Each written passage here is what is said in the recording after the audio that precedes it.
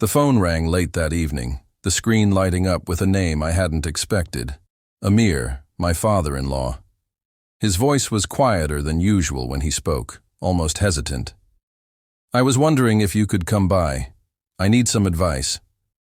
There was something behind his words, something heavier than the simple request, though I couldn't yet place it. My husband, Zayn, had always kept a distance, a kind of quiet reserve that made our home feel both peaceful and strangely empty. Amir, on the other hand, had been more involved since his wife passed away last year.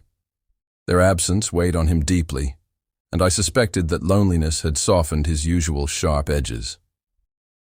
Still, I hadn't imagined he would turn to me for guidance.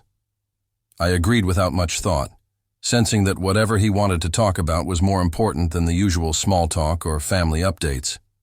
The drive to Amir's house was short, but filled with a restless unease that I tried to push aside.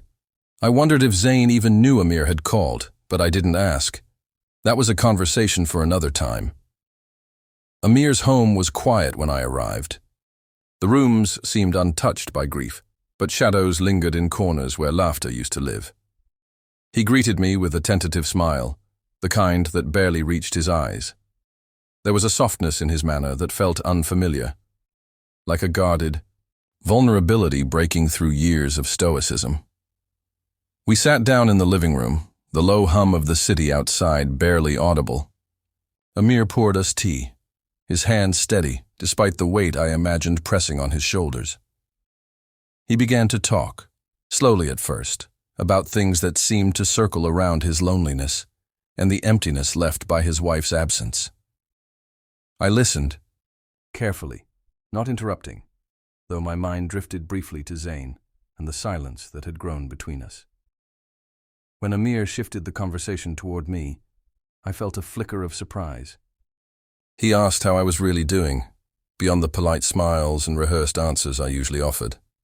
There was a sharpness in his gaze, as if he was searching for something I had hidden even from myself. I hesitated, unsure how much to reveal. Part of me wanted to tell him everything. The growing distance from Zayn, the quiet ache that had settled deep inside. But another part warned me to stay silent, to keep the fragile peace intact. Before I could respond, Amir's expression changed. He looked away briefly, then back with an intensity that unsettled me. "Sometimes," he said quietly, "the advice we think we need isn't the advice we're really seeking." His words hung between us, heavy with meaning I couldn't yet unravel. I nodded, though I didn't fully understand. There was something else he wanted to say, something unspoken. I stood to leave, the evening air cool against my skin as I stepped outside. The night felt different now, charged with possibility and a quiet tension I couldn't ignore. As I drove home, I realized this visit was not just about advice. It was the beginning of something far more complicated, and I wasn't sure I was ready for what lay ahead. When Amir called again a few days later, I was already caught in a web of thoughts I couldn't shake. I hesitated before answering, unsure if I wanted to dive back into the fragile vulnerability I'd glimpsed during my last visit. But his voice held that same quiet urgency, and I found myself agreeing once more.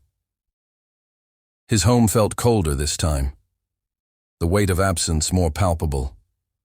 He didn't offer tea or small talk. Instead, he sat across from me with a steady gaze that seemed to search my face for answers I didn't have.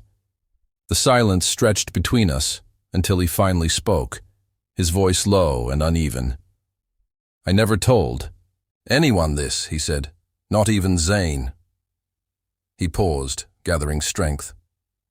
"All my life I hid who I really was, out of fear, shame, and the desire to protect those I love. It's why I stayed quiet, why I let so much go unsaid." His words unsettled me. This wasn't the man I thought I knew, the stoic, authoritative father-in-law who seemed so certain of his place in the world. This was someone broken, carrying a secret burden that had shadowed his entire existence. I reached out instinctively, my hand brushing against his. The contact was brief but electric, a silent confession neither of us was ready to voice. Amir looked away, as if surprised by his own courage. "I see in you what I could never be," he confessed softly. "You have a freedom I lost long ago, a chance to live without hiding. And sometimes that makes me question everything I thought I understood." His honesty pierced through the armor I'd built around my own heart. I had always told myself my marriage was stable, that Zayn's quiet affection was enough. But hearing Amir speak of his own loneliness and longing stirred something inside me, an ache I'd buried beneath routine and denial. There was a moment, suspended in the stillness of that room, when the air between us thickened with unspoken possibility. Amir's gaze held mine, searching, vulnerable. I wanted to look away, to retreat into the safety of what was familiar. But I couldn't. Instead, I stayed, caught between fear and a strange, aching curiosity. He sighed and finally broke the silence. "I didn't ask for this. I never wanted to cause pain. But sometimes, the heart leads where the mind fears to follow." I nodded, feeling the weight of his confession settle over me like a heavy fog. The lines between right and wrong blurred, replaced by a complex web of emotion I wasn't prepared to navigate. When I left that night, the world outside seemed different, less certain, more fragile. The boundary I thought was clear between us had shifted, and I wasn't sure if it could ever be repaired. As I walked away from Amir's door, I realized this was no longer just about advice or loneliness. It was about something deeper, more dangerous, something that threatened to unravel everything I thought I knew about love, loyalty, and the ties that bind us. Back home, the silence felt heavier than ever. Zayn barely glanced up from his phone, his presence more like a shadow than a partner. The space between us wasn't just physical, it was a chasm filled with unspoken words and neglected feelings. I found myself replaying Amir's confession over and over, each time feeling the weight of something I couldn't yet name. Our marriage had always been quiet, but lately it felt like we were strangers sharing the same space. The warmth we once had dissolved into routine gestures and polite nods. I missed the way Zayn used to look at me, the subtle smile that told me I mattered. Now, his eyes were distant, guarded. I tried talking, but my questions met with vague answers or silence. The more I sought connection, the more I felt myself drifting. And beneath it all, a strange tension simmered, one that wasn't just about us. It was something deeper, something Amir's words had unlocked inside me. At night, I would lie awake, haunted by the memory of Amir's gaze, the brief touch that lingered longer than it should have. His loneliness echoed my own. And suddenly, the lines between family, friendship, and something more blurred in a way I hadn't anticipated. I found myself scrolling through old messages from Amir, rereading his words with a new understanding. There was tenderness there, careful and deliberate, hidden beneath the formality of father-in-law. It unsettled me how much I wanted to believe those words were meant for me, not just as comfort, but as something more. Guilt gnawed at me. How could I feel this way about Amir when I was married to Zayn? What did it mean for us, for the life we'd built? The questions spiraled, twisting my thoughts into knots I couldn't untangle. One evening, Zayn finally noticed the change. His voice was soft but edged with suspicion. "You've been distant lately. Is there something you need to tell me?" His eyes searched mine, looking for answers I wasn't ready to give.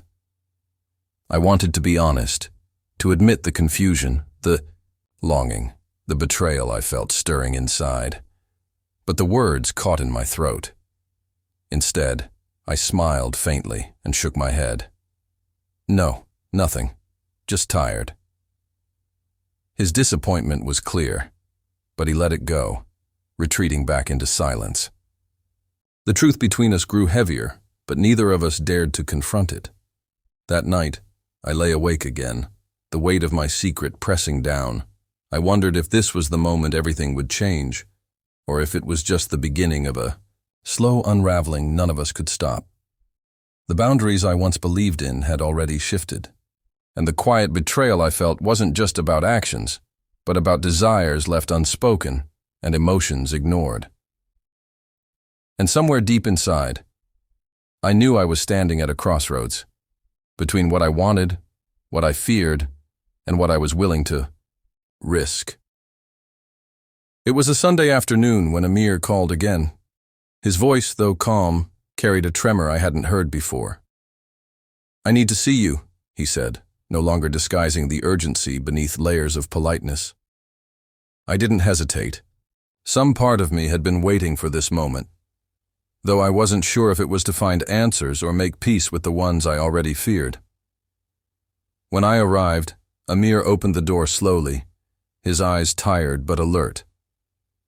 There was something different about him, a quiet determination that unsettled me. We sat close, like we had before, but this time, the silence between us was not searching. It was loaded. "I've been thinking," he began, his voice low and careful, "about what I said, about what we both felt." I nodded, unable to speak, the weight of what had grown between us pressing hard on my chest. He reached out, his fingers grazing mine, and for the first time, neither of us pulled away. "I spent my life hiding," Amir continued. "And now I look at you, caught between loyalty and something you can't even name. I never wanted to be the reason you questioned everything." "But you are," I whispered, the words falling out before I could stop them. "You made me feel something I thought I'd buried. Not because I was looking for it, but because you saw me, not as your son's husband, as me." His eyes darkened with emotion, but he held back, as if afraid to take what wasn't his to claim. "Do you love him?" he asked, barely audible. I paused. "I don't know anymore. I think I love the idea of what we used to be. But now, it's like I've been waiting for someone to see the parts he's always looked past." The room grew still. A gust of wind rattled the window pane, like the world itself was holding its breath. "I can't be the reason you walk away from your marriage," Amir said at last, his voice breaking. "But I also can't keep pretending what's between us, isn't real." We sat there, facing the truth neither of us could fully carry. I thought about Zayn, his silence, his distance, the life we'd built on foundations now cracking. I thought about Amir, wounded, honest, and unexpectedly tender. "I don't know where this ends," I said quietly, "but I know where it begins, right here, with honesty." Amir nodded, a single tear slipping down his cheek, quickly brushed away. I left his house with my heart heavy and uncertain. I hadn't made a choice, not yet. But the betrayal had already taken root, not in touch or kiss, but in every feeling that never belonged to Zayn. And as I walked into the fading light, I realized that love doesn't always ask permission. Sometimes it just arrives, unexpected, complicated, and irreversible.